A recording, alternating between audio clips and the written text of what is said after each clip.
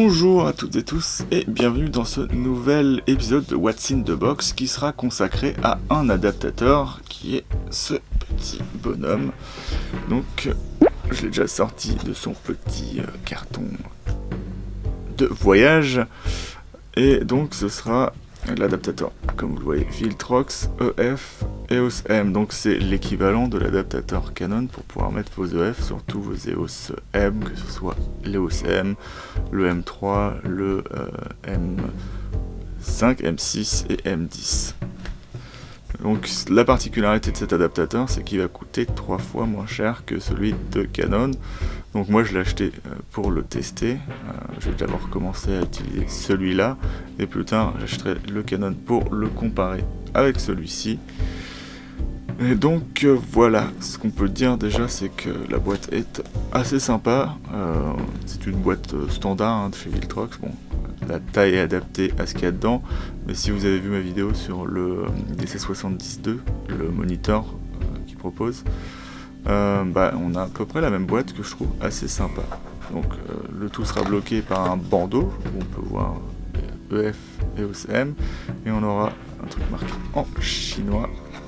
Donc derrière vous aurez les caractéristiques, mais encore une fois en chinois. J'ai beaucoup répété chinois dans cet unboxing. Donc voilà le petit couvercle. Et on se retrouve ici avec notre petite notice qui ne sert pas à grand chose là-dessus. Il n'y a pas de particularité spécifique, de trucs à connaître avant d'utiliser l'adaptateur. Ce sera juste un lien qui permettra à la fois de faire la connexion entre les montures et l'électronique de l'objectif à votre EOS M.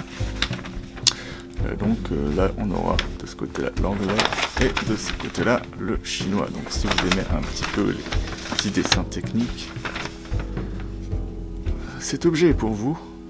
Mais voilà, vous voyez, on a marqué ce qu'il y a comme le tripod mount qu'on peut voir sur l'adaptateur. Et on va avoir le petit objet tant convoité ici. Ça vient. Et je vais sortir de son slip le petit adaptateur. Donc moi je l'ai déjà ouvert, mais quand il est livré, vous avez la grosse surprise d'avoir du silicagel, enfin un sachet de silicagel à l'intérieur. Moi ce que je trouve pas forcément génial. Donc l'extérieur c'est du plastique qui fait pas de chip, c'est plutôt pas mal. On aura notre tripod mount qui se dévisse, donc qui laisse apparaître, si vous voulez le voir, un autre pas, un quart. Donc le problème c'est que si vous l'enlevez, il faut réussir à le retrouver après. Donc c'est plutôt pas mal. Ça c'est en métal par contre. Donc ça semble qu'être une coque, la partie plastique. Donc, plutôt sympa. Hop.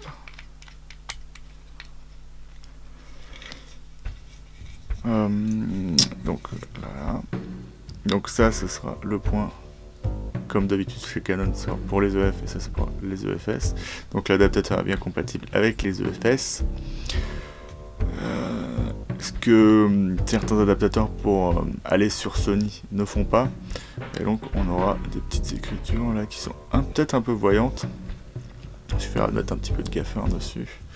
Et la seule chose qui sera un peu cheap, c'est le switch le truc pour débloquer votre optique. Comme vous pouvez peut-être le voir, je vais pas rester longtemps. Une petite granulation sur la monture qui est un peu, voilà, je sais pas si c'est de la bonne qualité, mais c'est plutôt assez beau, voilà. C'est pas indécent. Après, je trouve peut-être que les contacts sont un peu petits, donc on va voir ce que ça donne. En général, les contacts Canon sont carrés. Et donc on va voir si ça se connecte bien dessus, mais du coup voilà, comme je l'ai acheté pour le tester, ça ne me dérange pas. Vous pourrez le trouver en général entre 30€ et 40€. Moi je crois que celui-là je l'ai trouvé à 43€.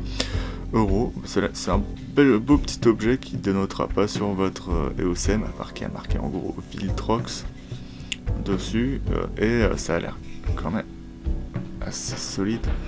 Donc je vais pas aller le forcer, mais en général, voilà, comme ça vos objectifs lourds ne tireront pas directement sur votre EOS M, et la partie qui peut casser sera plus facilement la monture avant, donc c'est plutôt pas mal sécurisé. Donc on va tester ça quand on aura notre petit EOS M entre les mains. Et donc voilà, je vais vous le dire, salut et à bientôt sur la chambre de Goupil. Donc si vous avez aimé, n'hésitez pas à mettre un pouce levé, à vous abonner si vous voulez à la chaîne. Si vous n'avez pas aimé, dites pourquoi surtout. Vous pouvez mettre un pouce baissé, mais c'est bien de mettre la raison, puisque ça permet aux gens de s'améliorer. Et donc, moi je vais vous retrouver pour la prochaine vidéo de What's in the Box. Salut!